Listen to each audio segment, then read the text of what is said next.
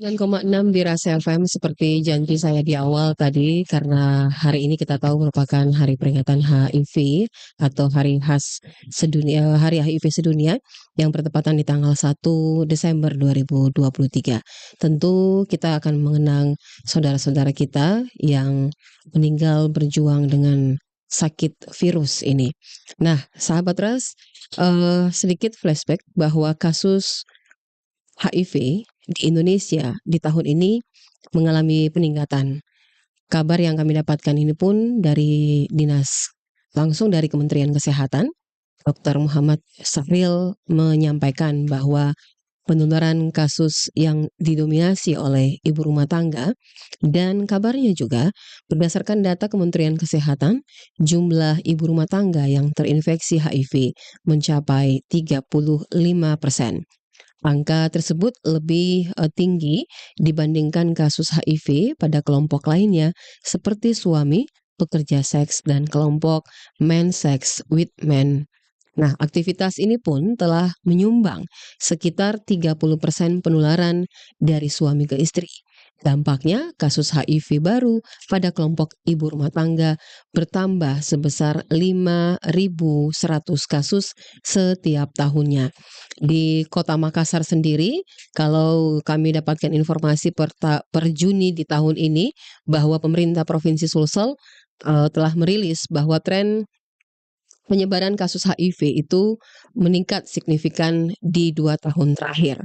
Nah, berdasarkan data juga dari pemerintah provinsi bahwa di tahun 2020 itu ada di angka 1.000 kasus, dan kemudian terjadi peningkatan lagi di 1.800 kasus dan meningkat drastis hingga menembus angka 2.000 di tahun 2023.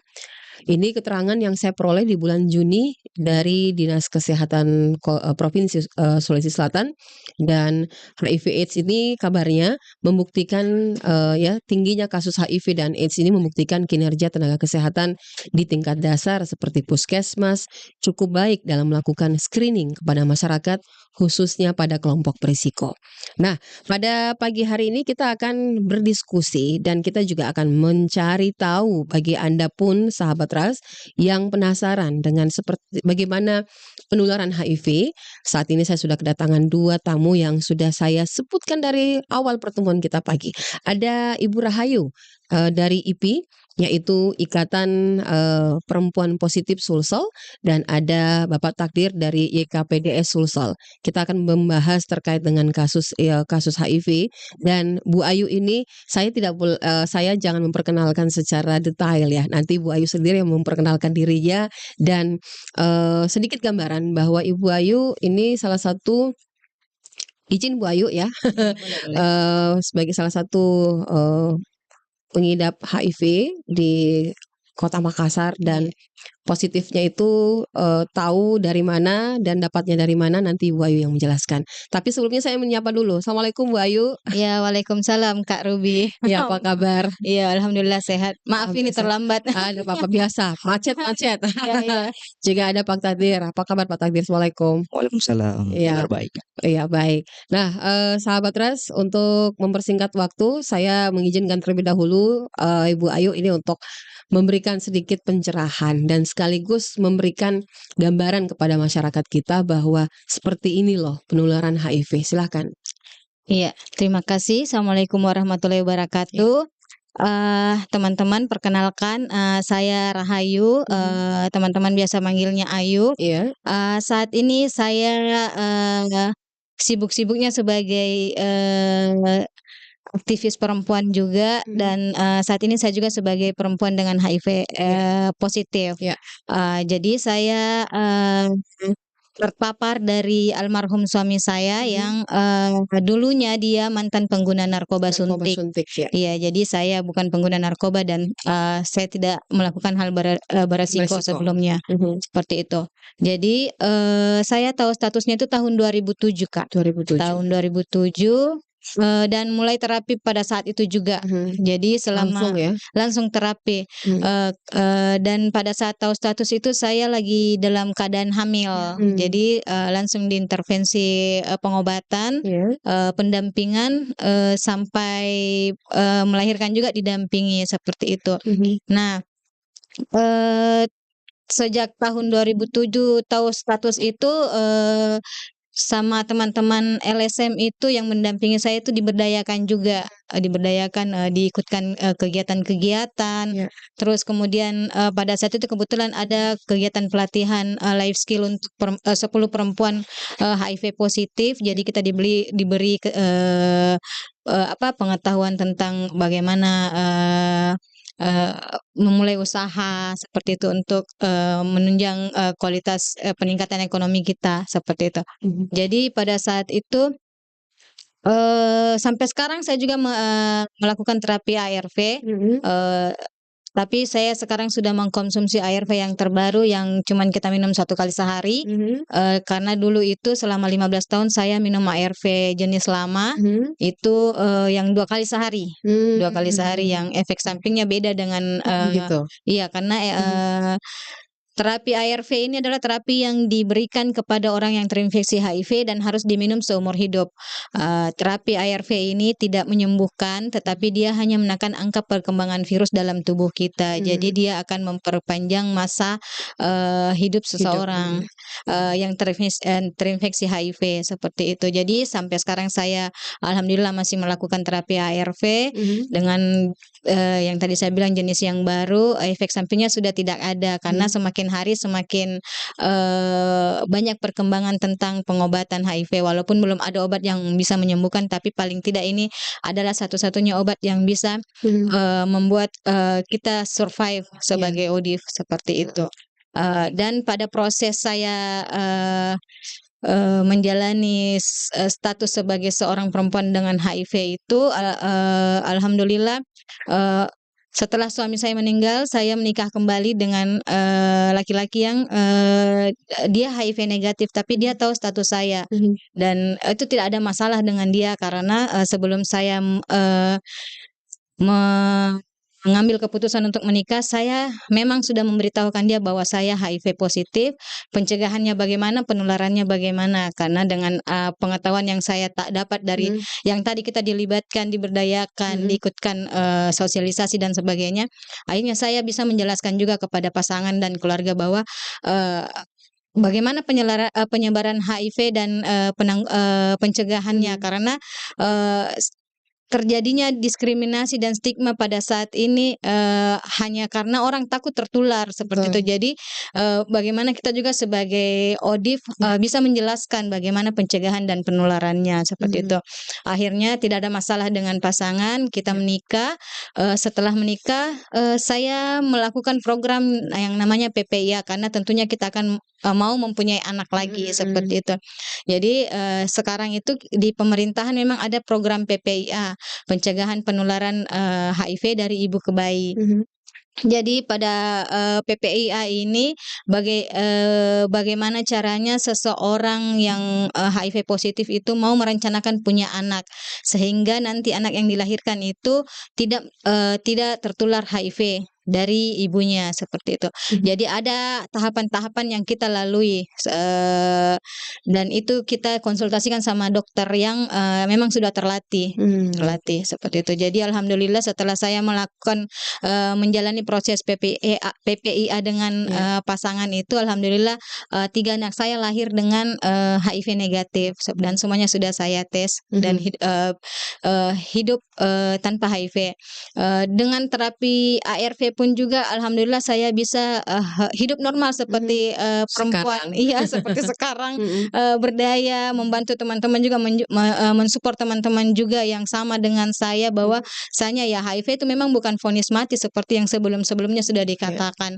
Cuman memang informasi yang terlanjur tersebar di, masyarakat sudah dari dulu bahwa HIV itu vonis mati, bergantung sama keluarga, sudah tidak bisa, produktif dan sebagainya. Tapi, alhamdulillah saya tertantang untuk, bisa menunjukkan kepada, masyarakat, keluarga dan, siapapun itu, bahwa, HIV itu dengan HIV kita bisa, survive, bisa produktif, bahkan kita bisa menikah dengan yang HIV negatif, bahkan kita juga bisa melahirkan anak-anak yang HIV negatif juga, tentunya dengan melakukan terapi ARV dan melakukan program-program yang pencegahan yang seperti itu. Iya, sahabat Ras dan juga yang saat ini tengah menonton kami di channel YouTube Ras FM Makassar, pastinya ada juga penasaran dan tadi sudah mendapatkan sedikit gambaran seperti apa penularan dan ada dengar dari suara Ayu sendiri dan mungkin yang lagi nonton ini melihat bahwa Ayu sehat-sehat saja, alhamdulillah tanpa ada satu kendala ya. 2007 mulai tahu kondisi bahwa terpapar HIV ya karena dari suami. Ini bukan hal yang mudah, apalagi pada saat itu Ayu dalam kondisi berbadan 2 hamil ya. Tentu ini menjadi salah satu shock terapi dalam hal menjadi shock buat diri sendiri bahwa kenapa saya? Nanti dijawab yuk. Kita coba ke takdir dulu dari YKPDS. Nah, dengar kabar YKPDS menjadi salah satu pendamping dan fokus kepada fokus dan konsen ke isu HIV. Nah, ini kalau boleh tahu kerja-kerja dari YKPDS itu seperti apa? Oke, makasih Kak Ruby. YPKDS sebenarnya itu tupoksinya lebih ke pendampingan untuk teman-teman yang sudah HIV positif. Jadi YPKDS itu kami memberikan support seperti dari segi mental, psikososialnya, penerimaan statusnya, karena kan tidak semua orang pada saat mereka tahu status dia langsung menerima dirinya. Pasti setiap orang berbeda-beda sebenarnya. Cuman dengan hadirnya YPKDS untuk mendampingi teman-teman ODIF itu setidaknya mereka merasa tidak sendiri, mereka merasa disupport dan akhirnya teman-teman ODIF pun tetap masih bisa survive, tetap bisa berdaya dan lain sebagainya. Kalau boleh tahu di Kota Makassar ini ada istilahnya apa ya, populasi kunci? Iya. Ya, populasi kunci itu ada di mana saja? Kalau boleh tahu di Kota Makassar itu ada kurang lebih 15 kecamatan. Iya. Nah, masuk di apakah semua masuk di seluruh kecamatan atau hanya di kecamatan-kecamatan tertentu? Pada dasarnya populasi kunci itu dibagi dari 5 ya. Ada transgender, LSL, piwit pengguna narkoba suntik, ada juga yang pasangan ODIF ya, itu yang harus dijangkau juga pasangannya supaya mereka tetap bisa dilakukan testing untuk mengetahui status HIV-nya dan lain sebagainya. Cuman kalau mau dipetakan bahwa populasi kunci itu di mana saja lokasinya itu sebenarnya terbagi, setiap kecamatan pun ada.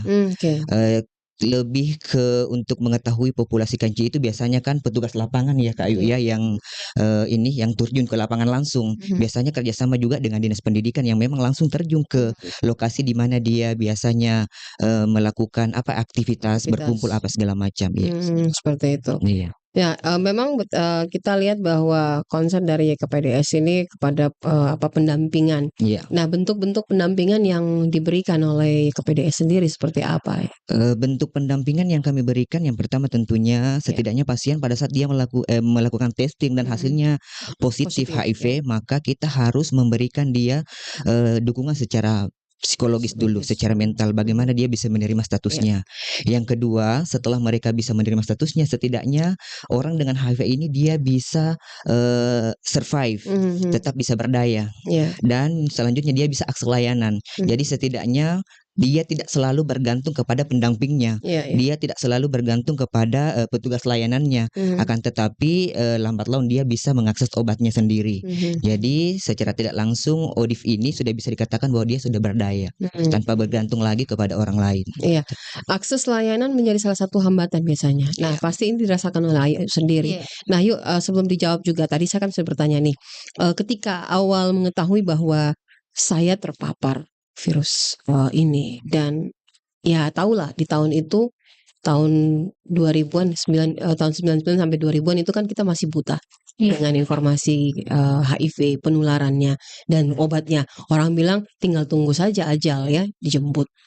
Dan memang virus ini kan betul-betul kata orang mematikan karena itu orang mengatakan bahwa obatnya tidak ada. Ini menjadi salah satu apa ya, semacam bom waktu istilahnya bagi Ayu ketika mengetahui, apalagi kabarnya saya sempat dengar Ayu mendapatkan stigma, dan itu stigmanya dari tenaga medis sendiri yang rupanya dia juga kurang paham dengan itu. Nah, Ayu mungkin boleh cerita sendiri sedikit. Iya. Terima kasih. Jadi kalau kita berbicara soal stigma dan diskriminasi, kita tidak bisa menutup mata sampai saat ini pun stigma dan diskriminasi itu masih ada karena belum semua masyarakat bisa terpapar informasi yang tepat. Seperti itu.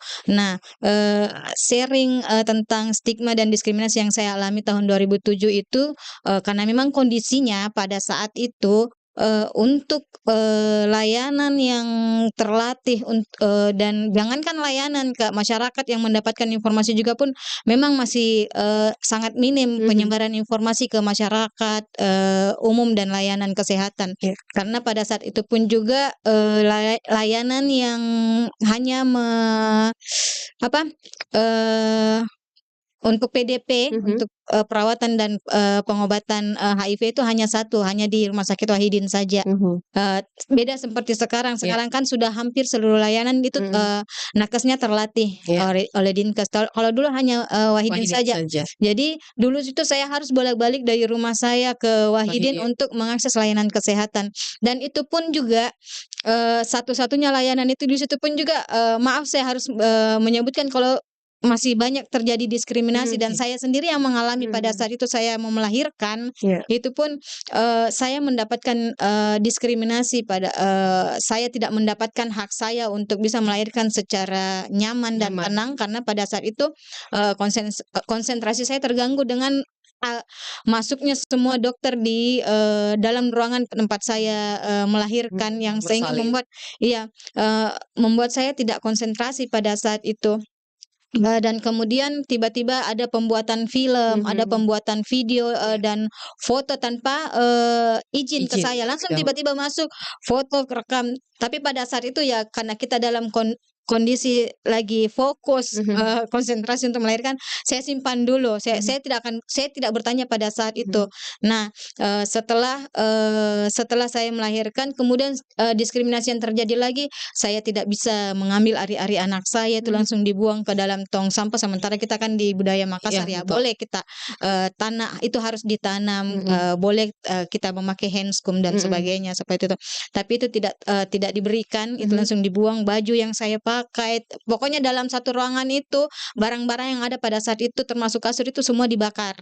Seperti itu. Jadi ya otomatis tante yang mengantarkan, kan saya ibu saya sudah meninggal, jadi yang mengantar saya itu tante saya dan belum tahu status saya pada saat itu. Kemudian tante saya bertanya kepada dokternya, "Dok, kenapa ini proses melahirkannya beda dengan yang lain? Yang lain tuh melahirkannya cuma normal. Yang ini kenapa harus pakai baju yang seperti baju astronot begitu?" Kemudian dokternya bilang, "Ibu nggak tahu ya kalau anaknya ini HIV positif." Shocklah tante saya pada saat itu. Jadi ada banyak diskriminasi yang saya alami pada saat itu, pembongkaran status dan membuat ketidaknyamanan pada saat saya melahirkan. Akhirnya setelah itu untung ada pendamping pada saat itu, ada pendamping. Kemudian dari pendampingnya itu menjelaskan ke tante saya yang sudah menangis-nangis, "Oh iya memang dia begini." Terus dia memberikan pemahaman. Ada stigma sendiri di keluarga dan tadi Ayu katakan bahwa keluarga tidak mengetahui status Ayu sendiri. Itu kan butuh waktu untuk membuka status kepada pihak keluarga yang tidak paham tentang kasus bagaimana penularan kasus penularan HIV ini tuh. Iya, memang bukan cuma di keluarga, di masyarakat pun saya juga mendapatkan diskriminasi dan memang butuh waktu untuk merubah pola pandang mereka seperti itu. Jadi pada saat saya mendapatkan stigma, bahkan ada keluarga saya yang dokter bilang sama bapak saya, bilang, "Oh ini anaknya sudah tinggal 1 tahun Mami, Kak." Seperti itu. Akhirnya bapak sama saudara saya udah nangis-nangis, "Mau makan apa, Dek? Mau makan apa? Mau kemana, Dek?" Seperti itu yang akhirnya saya menjadi dongkol sendiri pada saat itu. Tapi kembali lagi saya bilang sama diri saya sendiri, saya tidak boleh marah sebenarnya karena mereka tidak paham. Yang hanya saya yang paham pada saat itu karena saya sudah mendapatkan penjelasan dari pendamping bahwa bisa bisa pengobatan dan sebagainya seperti itu. Jadi saya tertantang pada saat itu, oh ya harus saya tunjukkan pada orang lain ini, pada orang yang menstigma saya dan mendiskriminasi saya harus sehat, saya harus tunjukkan pada mereka kalau apa yang mereka pikirkan itu tidak seperti itu. Saya juga kemudian pelan-pelan menjelaskan kepada bapak saya bahwasanya tidak seperti apa yang dikatakan si dokter tadi bahwa umur saya sisa 1 tahun. Ada yang namanya pengobatan dan sebagainya. Yang pada prosesnya itu pelan-pelan keluarga bisa menerima karena mereka melihat ya saya baik-baik saja, saya tidak sakit. Dengan terapi ARV saya sehat.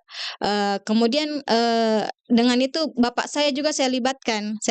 Dia sempat menjadi koordinator KDS untuk Pak KD kelompok dukungan sebaya para IKT yang keanggotaannya itu keluarga atau orang tua yang punya anak HIV positif.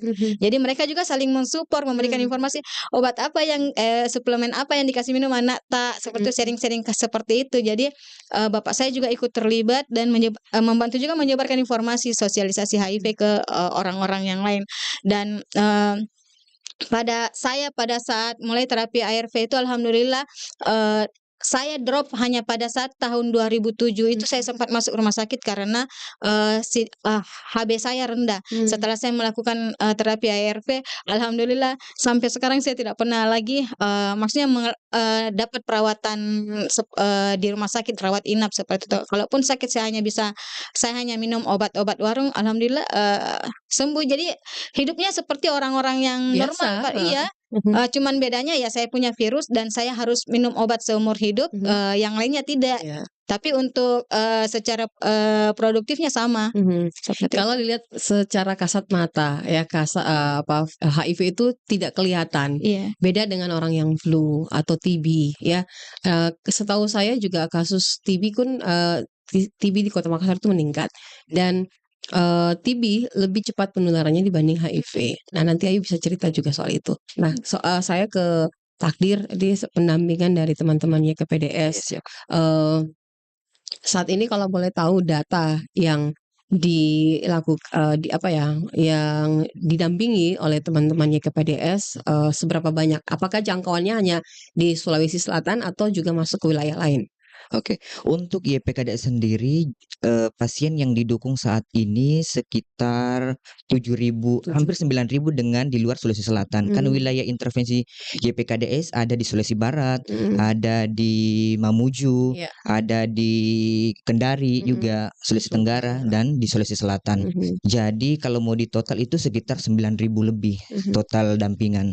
Itu semua positif? Iya, positif semua. Jadi itu belum termasuk dengan di luar wilayah intervensi Kota Makassar. Ini yang didukung saja oleh YPKDS.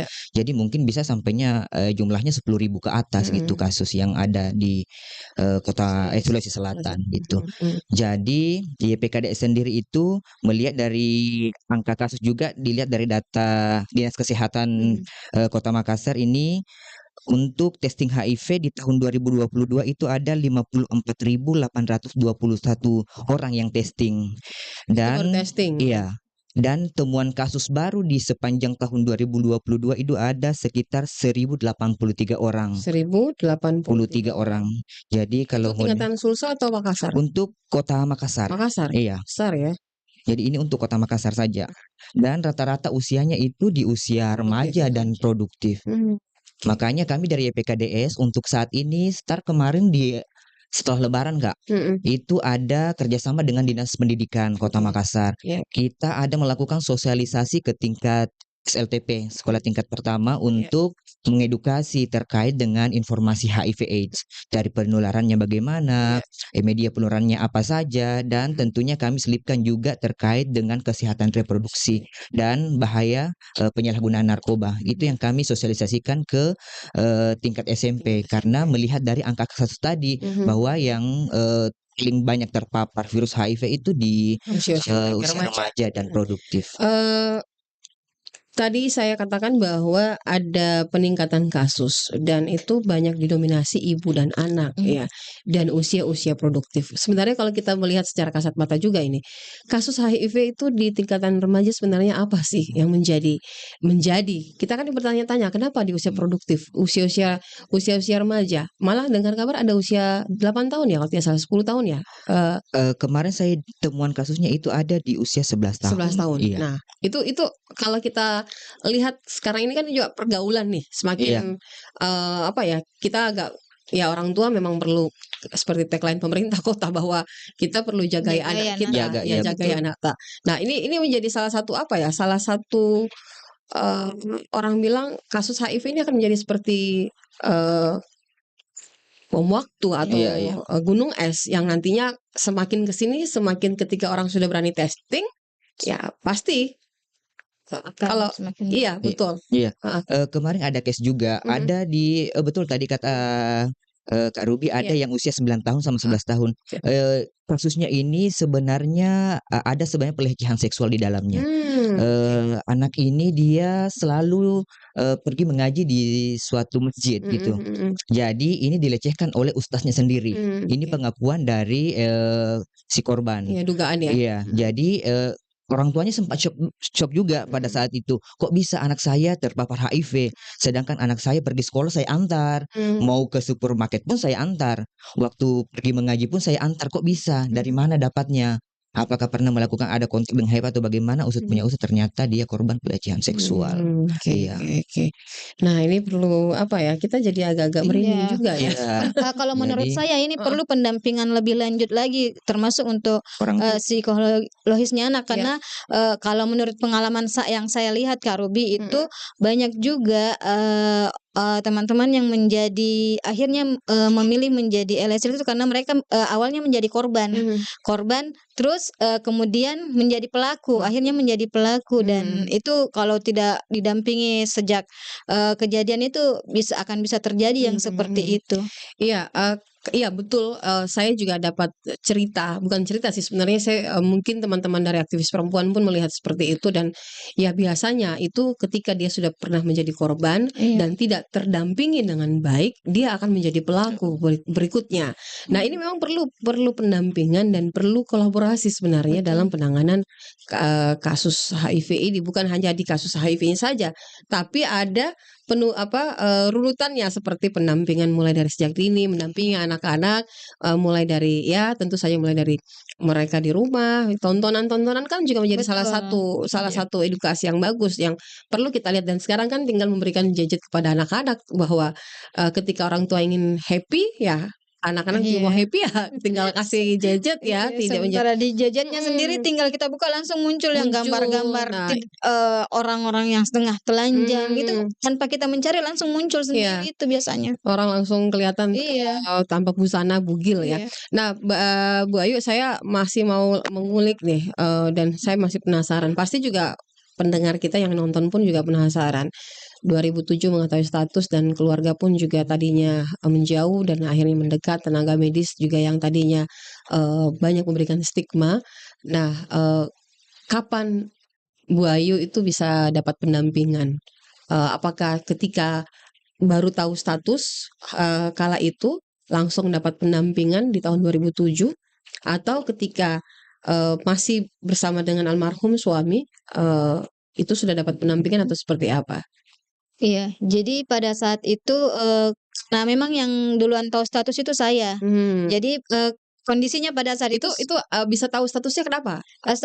Karena saya pada saat itu saya ikut ibu hamil ya. Iya, di salah satu LSM itu di EGC itu melakukan sosialisasi mobile VCT ke puskesmas tapi dia targetnya memang ibu hamil. Jadi mereka datang melakukan sosialisasi penyuluhan HIV itu pada saat hari pemeriksaan ibu hamil. Jadi pada saat pas ngumpulnya ibu hamil. Jadi saat itu kebetulan mertua saya lurah pada saat itu. Jadi bersampingan sama puskesmas. Jadi kebetulan saya ada pada saat itu di situ. Jadi saya disuruh ke sebelah katanya ada bagus buat kau karena katanya di sebelah itu ada informasi sebentar tentang ibu-ibu yang suaminya pernah menggunakan narkoba karena kan kebetulan memang mertua sudah tahu anaknya pernah menggunakan narkoba. Tapi kita tidak paham akan bahwa akan terjadi resiko penularan HIV. Jadi saya cuma ikut-ikut saja, ikut-ikut sambil tunggu mertua perempuan pulang seperti itu. Nah, pada saat saya mendapatkan informasi, mendengarkan informasi itu, di situ saya tersadar, oh ternyata saya ini beresiko tertular HIV karena suami saya pernah menggunakan jarum suntik dan kondisinya sekarang memang sudah sakit-sakitan pada saat itu, Kak. Keluar masuk rumah sakit tidak jelas, cuma dibilang tipes dan tipes. Keluar dari rumah sakit ini 3 hari masuk lagi rumah sakit lain seperti itu. Dan akhirnya saya mengambil kesimpulan sendiri. Kemungkinan besar saya tertular HIV ini pada saat mendapatkan informasi. Kemudian setelah penyuluhan itu kita memang ada disediakan ruang untuk konseling. Jadi saya mau konseling pada saat itu. Saya beranikan diri untuk konseling. Saya cerita sama konselornya bahwa kondisi suami saya saat ini begini, dia pernah menggunakan narkoba dan saya lagi hamil. Kemudian disarankan untuk tes HIV. Kemudian kalau pada saat itu kita tahun 2007 kita tes HIV itu 2 minggu baru ketahuan statusnya, Kak. Beda sama sekarang 30 menit sudah bisa ketahuan. Kalau dulu 2 minggu, jadi kita harus pulang dulu. Kemudian 2 minggu dijemput lagi sama pendamping orang LSM untuk ambil hasilnya seperti itu. Jadi 2 minggu kemudian, tapi pada saat saya pulang saya memang kasih tahu sama mertua sama suami, tadi saya dites HIV karena informasi yang saya dapat saya sampaikan langsung pada mertua keluarga seperti itu. Jadi pada saat 2 minggu kemudian hasilnya positif, ya manusia biasa pasti kita shock, kenapa harus saya, kenapa bisa dan sebagainya. Tapi kembali lagi sebenarnya pada saat proses konseling itu informasi yang saya dapatkan itu benar-benar tuntas. Bagaimana pencegahannya, bagaimana jika hasilnya positif, bagaimana pengobatannya nanti. Jadi mungkin beda-beda penerimaannya teman-teman yang mendapatkan hasil positifnya. Ada yang histeris mau bunuh diri. Kalau saya saya cukup shock juga, cuman saya bilang terus lalu saya harus bagaimana? Saya harus melakukan pengobatan dan langsung saya diintervensi pengobatan pada saat itu langsung didampingi sama teman-teman. Kemudian langsung dikuatkan juga. Kemudian langsung dinotifikasi pasangan juga. Walaupun pada saat itu belum ada program notifikasi pasangan sebenarnya, tapi langsung juga dicari pasangannya. Kalau suami tak di mana, bisa tidak kita bawa suami tak juga tes karena kondisinya saya dikasih waktu 2 minggu. Bilang oke, saya oke kan seperti itu. Tapi dalam 3 hari saya sudah bisa bawa keluarga suami saya datang untuk tes. Tapi karena 2 minggu hasilnya itu belum keluar hasilnya, suami sudah meninggal seperti itu. Jadi tapi hasilnya positif. Iya. Seperti itu. Saya terharu.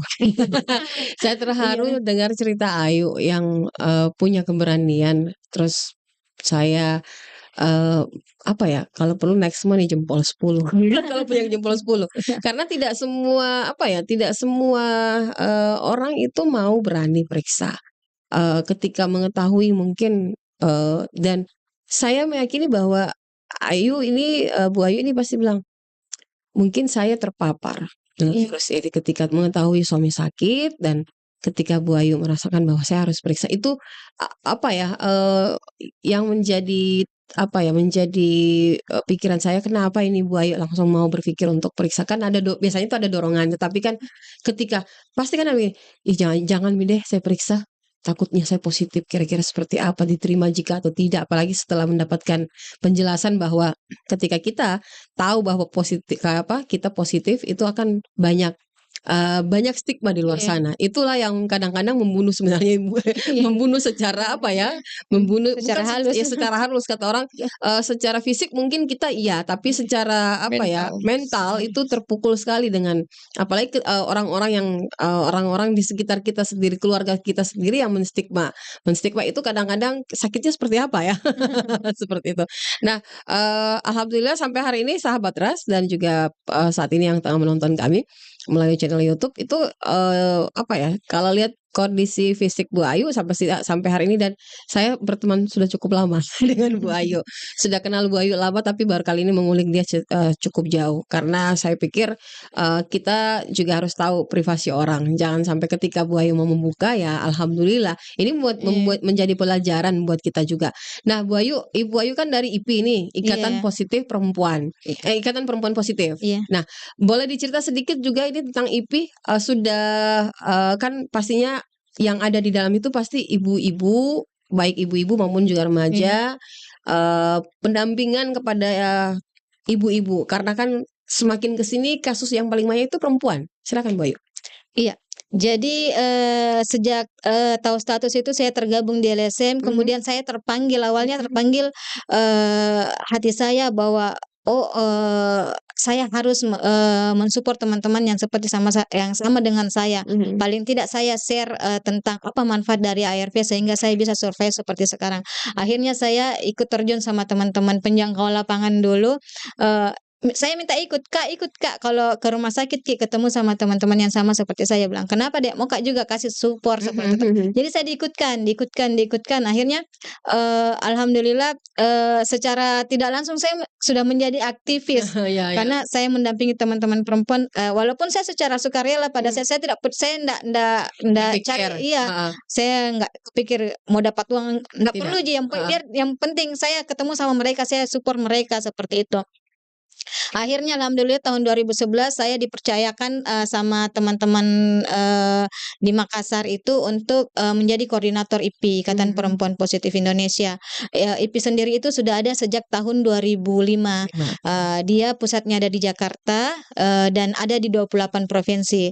Nah, IPI sendiri itu keanggotaannya 90% perempuan dengan HIV positif dan 10%-nya itu orang yang terdampak. Jadi misalnya kita ada pasangan yang punya pasangan HIV negatif, dia bisa tergabung, atau anaknya bisa juga tergabung seperti itu. Jadi visi misi IP-nya sendiri pemberdayaan di bidang ekonomi, sosial, budaya, pendidikan dan kesehatan seperti itu.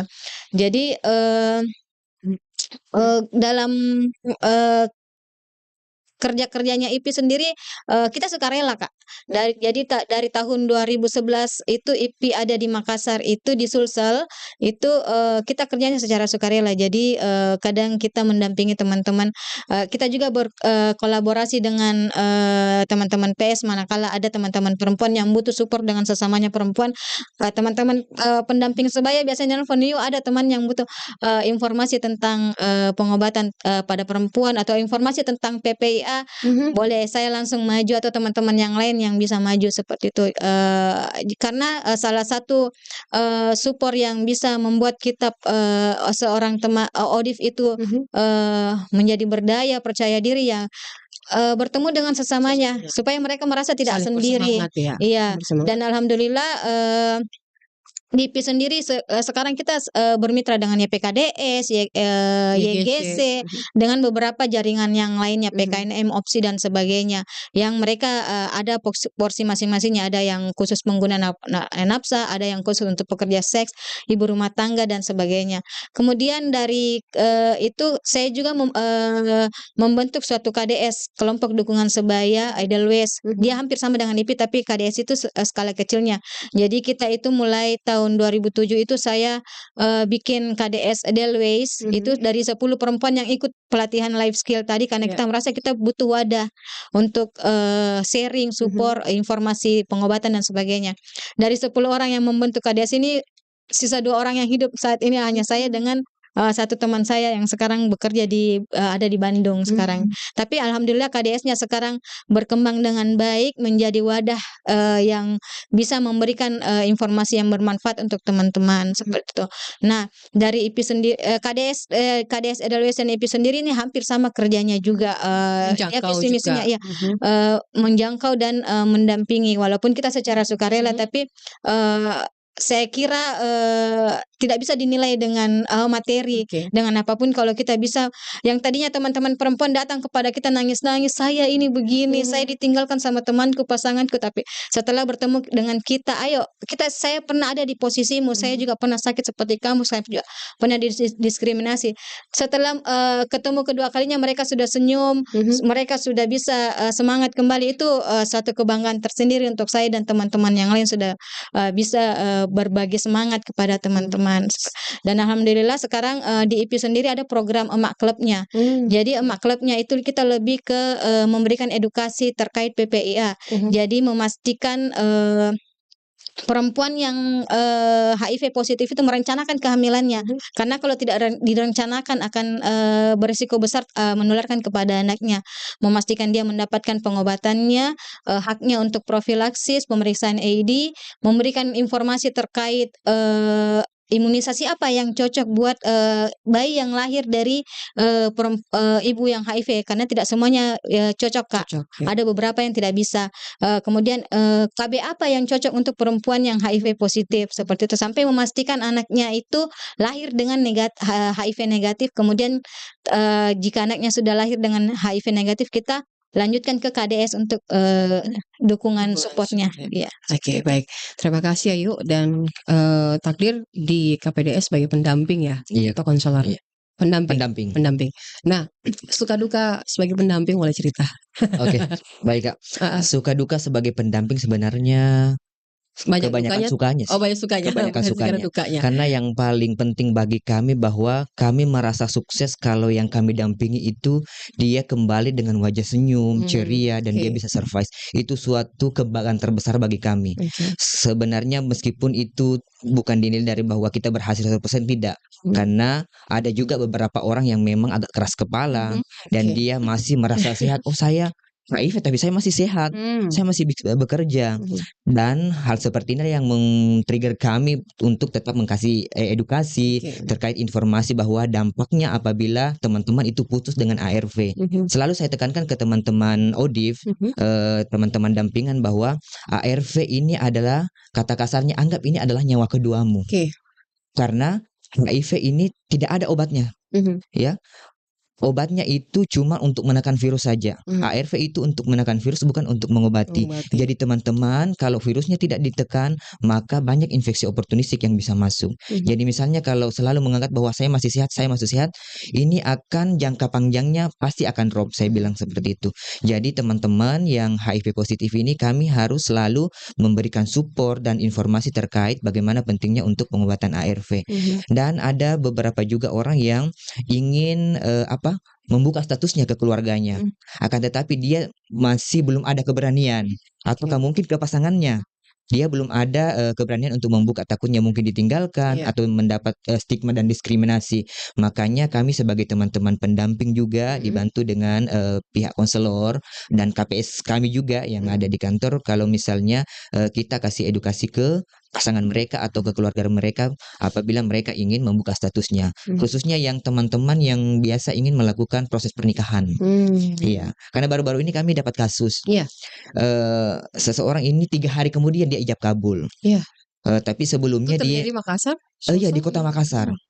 Jadi 3 hari sebelum dia ijab kabul ada tes pranikah, cuma hasilnya agak lama.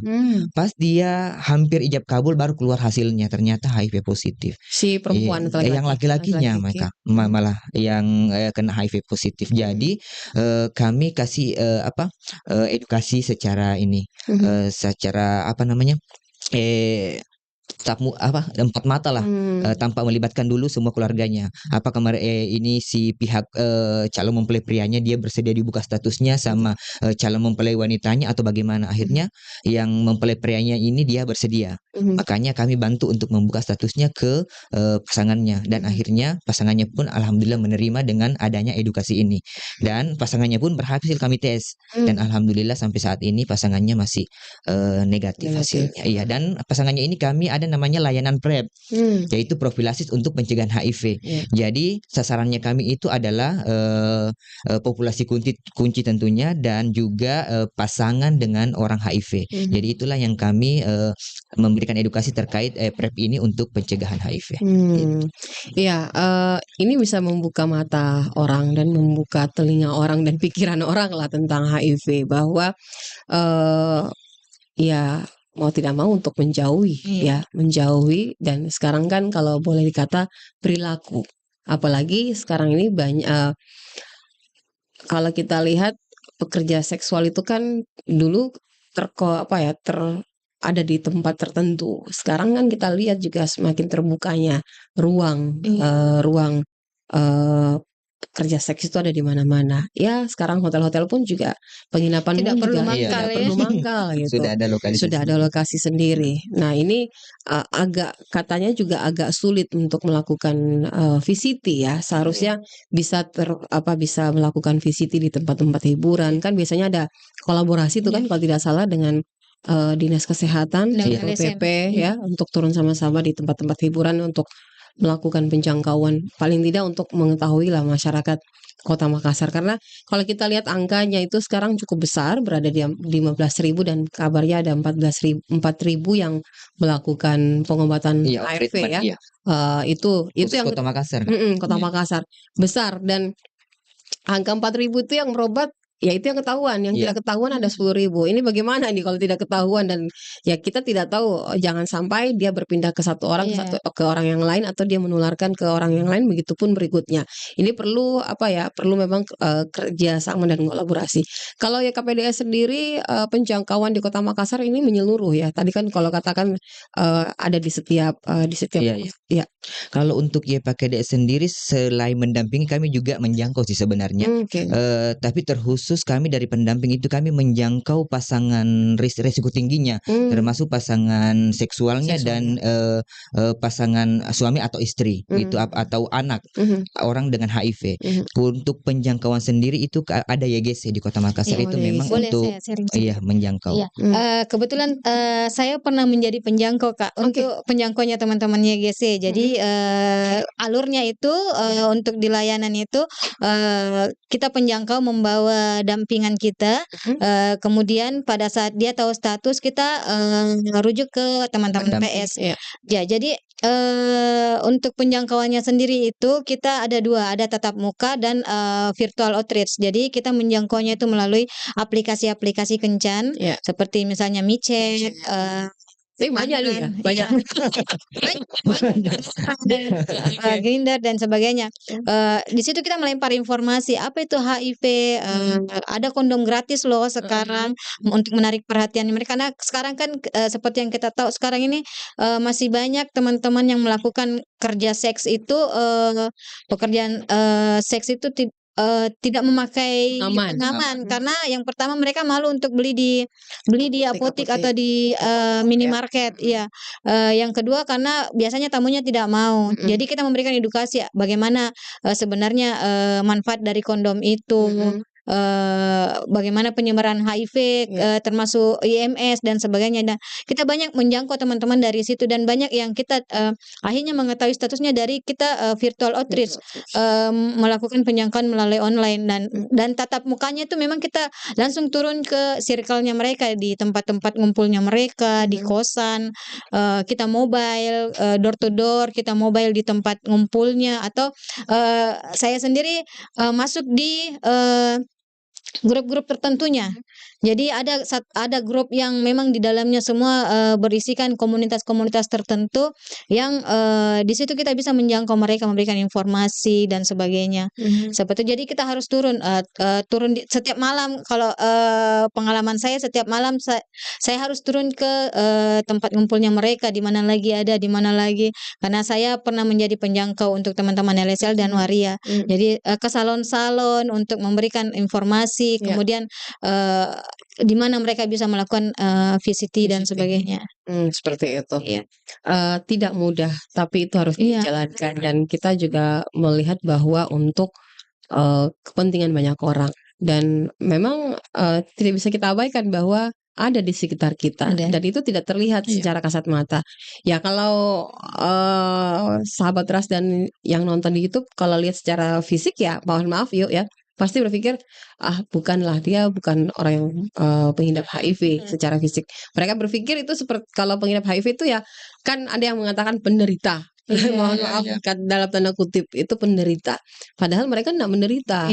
Kalau dia menderita berarti dia mendekam di rumah sakit ya dan dia mungkin hanya bergantung pada keluarga pakai popok ya.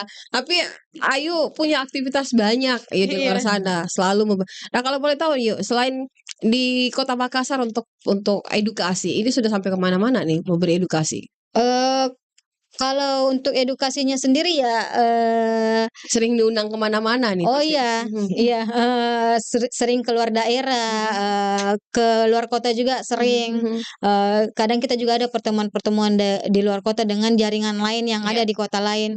Kita ketemu, kita sharing. Oh kondisinya di daerah di kota ini beda sama kondisi yang di sini. Misalnya teman-teman di Papua yang mereka harus menjangkau itu susah karena letak jauh jaraknya harus jaraknya jauh naik perahu dan sebagainya harus membutuhkan biaya yang banyak. Teman-teman yang di Kepri juga bagaimana tidak segampang dengan yang di Makassar saja itu kita sangat kesusahan dengan akses yang sudah tersedia di mana-mana.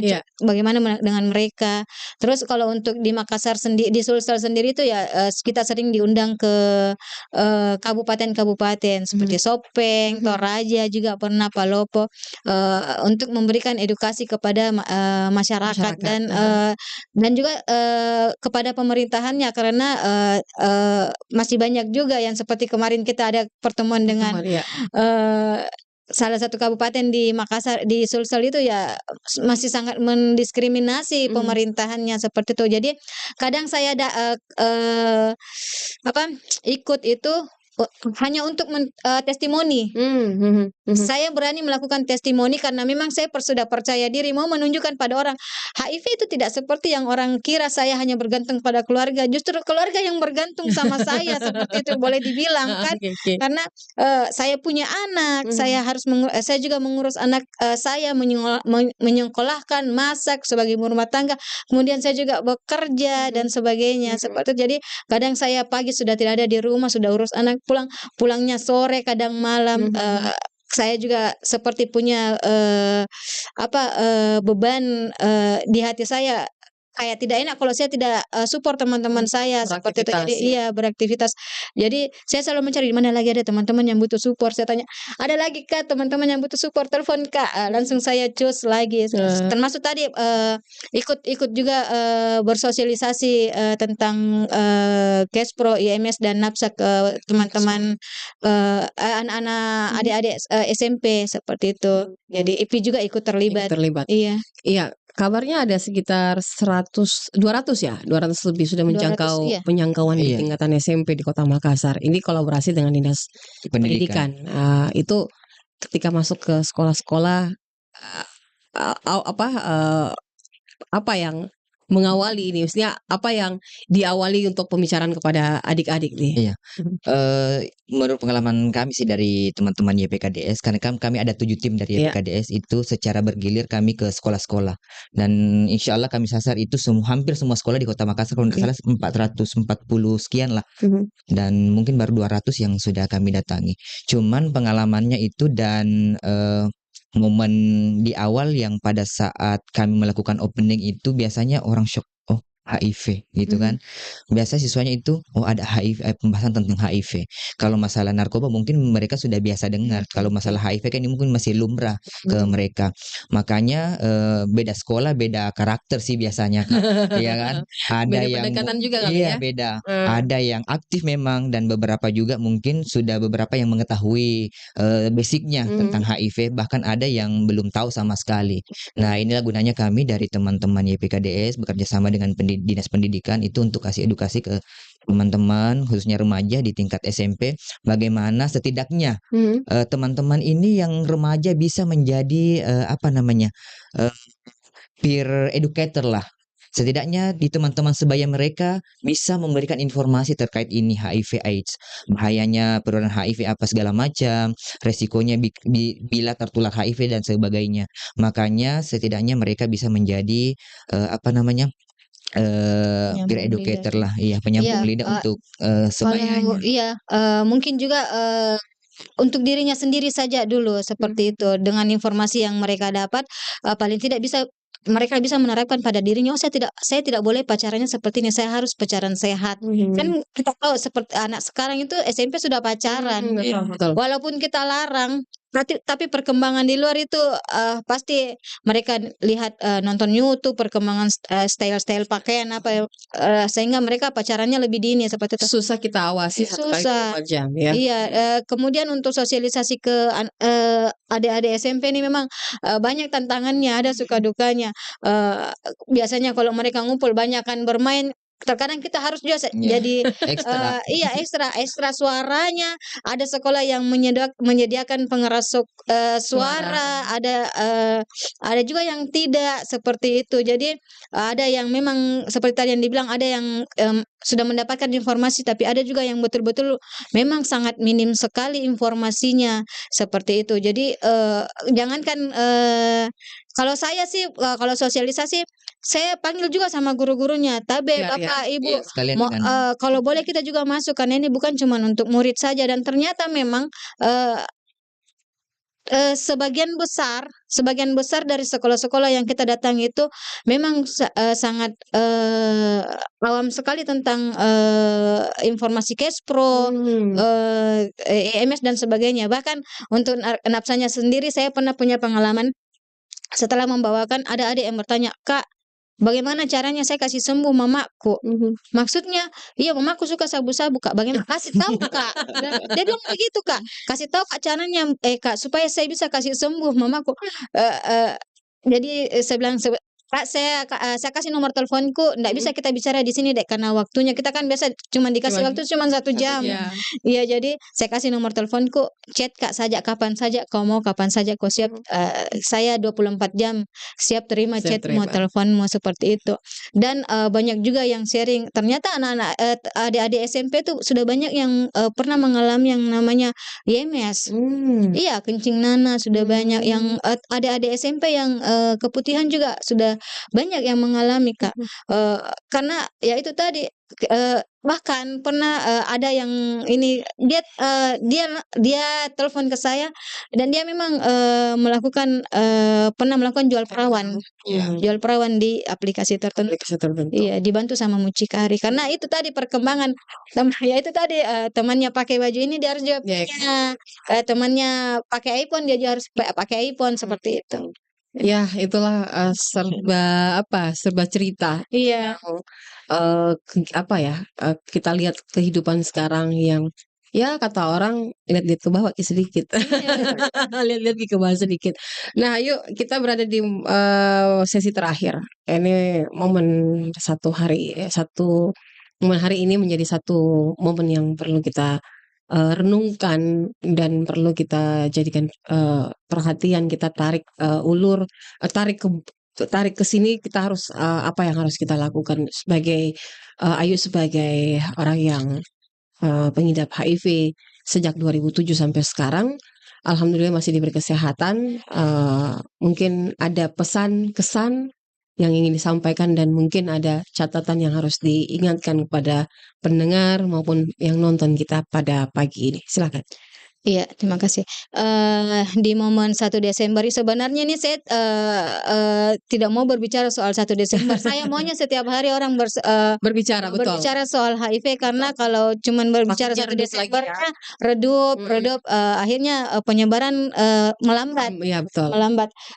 Tapi, untuk momen ini saya mau bilang, semoga teman-teman yang, masih bisa bertahan dengan, HIV positif itu bisa survive, bisa produktif, bisa semangat.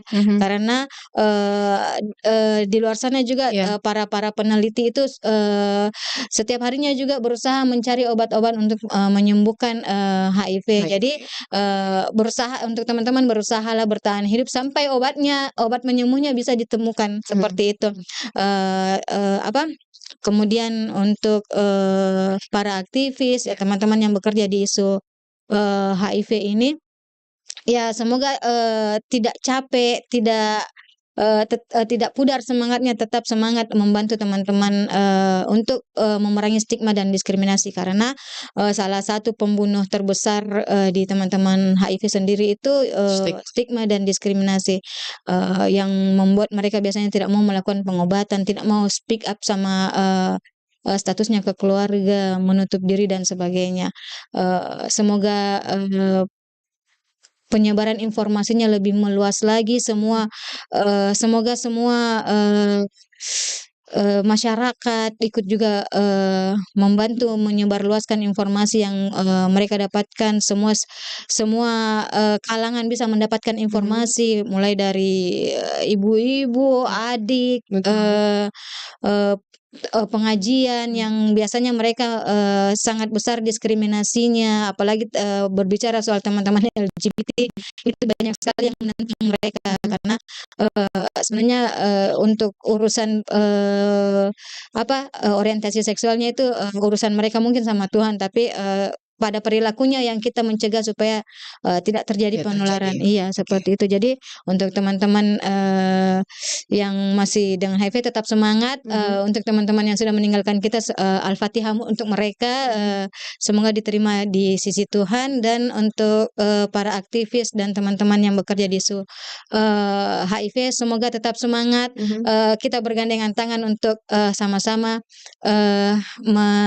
menyukseskan ending AIDS 2030. Semoga bisa tercapai. Baik. Silakan kalau Takdir. Oke, makasih Kak. Pesan-pesan buat teman-teman bahwa momen ini adalah 1 Desember ya, Hari AIDS Sedunia ya. Untuk teman-teman yang sudah mendahului kita ya, kita berdoa sama-sama semoga mereka mendapat tempat yang layak di sisinya dan semoga kedepannya tidak ada lagi teman-teman yang meninggal karena AIDS ya, dan semua nanti kita bisa mencapai 3-0, tidak ada lagi kasus baru, semua orang yang HIV positif sudah mengalami melakukan on treatment dan selanjutnya tidak ada lagi orang meninggal karena HIV. Terus teman-teman yang saat ini yang dalam on ARV, semoga tetap survive, tetap bisa berkarya, tetap semangat dan ini bukan akhir dari segalanya. Dan tentunya dari teman-teman NGO yang terlibat di isu HIV/AIDS ini ya, sama kayak kata Kak Ayu, kita bergandengan tangan untuk bagaimana kita bisa bersama-sama untuk menjangkau teman-teman, mendampingi teman-teman yang memang beresiko untuk tertular HIV/AIDS. Baik, saya juga mau menarik satu kesimpulan bahwa kita perlu menjaga pasangan kita perlu menjaga anak-anak kita, keluarga kita. Karena kalau bukan kita siapa lagi? Ya karena itulah kita boleh bersama-sama bergandeng tangan untuk kiranya juga memberikan support, memberikan semangat, terus mengedukasi terus agar kiranya tidak ada lagi di sekitar kita ini orang yang terpapar virus HIV. Jangan ada stigma karena stigma menjadi salah satu pelecut bagi pengidap HIV ya, karena stigma itu mereka merasa tersingkirkan atau terpinggirkan. Karena itulah kita paling tidak untuk mengejar 2030, ending 2030 tidak lagi HIV atau 3-0, ini kita mengubah dulu mindset dan juga pola pikir kita tentang HIV ya. Terima kasih Ayu dan juga Takdir yang sudah bersama dengan kami.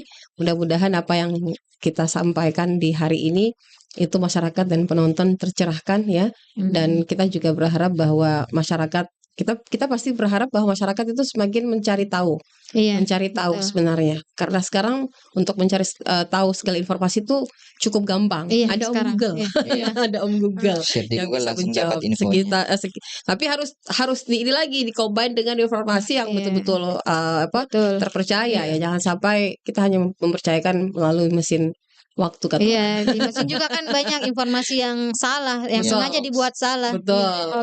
Ya, kita harus mengcounter berita-berita yang hoax. Terima kasih sekali lagi. Insya Allah kita akan bertemu dan tidak di satu hari di hari ini saja di momen hari HIV, tapi kita akan terus berbagi informasi kepada pendengar kita. Baik, terima kasih. Selamat pagi dan assalamualaikum warahmatullahi wabarakatuh. Waalaikumsalam warahmatullahi wabarakatuh.